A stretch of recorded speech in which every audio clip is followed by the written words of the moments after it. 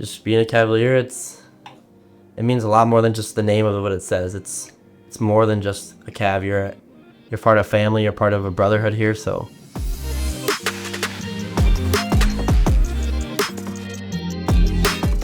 Being a Cavalier to me means being a part of the community. When you're out and about, you're representing not only yourself, your team, but this whole campus. It means being accountable with integrity and respect for others. Showing up and teamwork. Well, for Clay Target, definitely it's an individual sport and a team sport, so I feel like you're doing yourself something good because you want to do good in what you're doing. Well, success to us is not always about winning. It's about finding those connections and building friendships. If you're on a team, you know people and you can make friends that way, to have that kind of like family.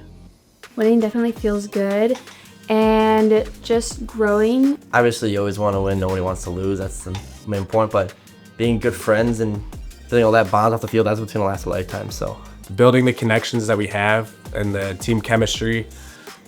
I think some of my teammates might be my bridesmaids someday, so it means a lot.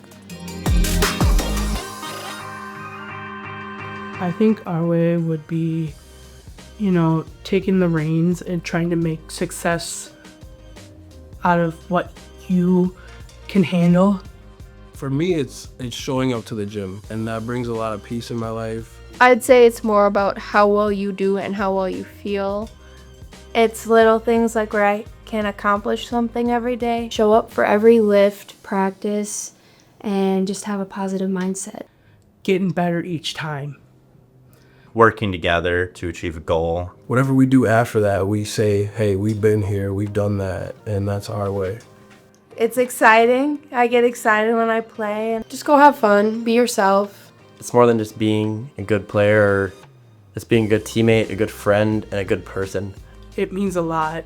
I was stagnant, and to be able to represent something now and be prideful and have an ambition again, it's bringing life back into myself.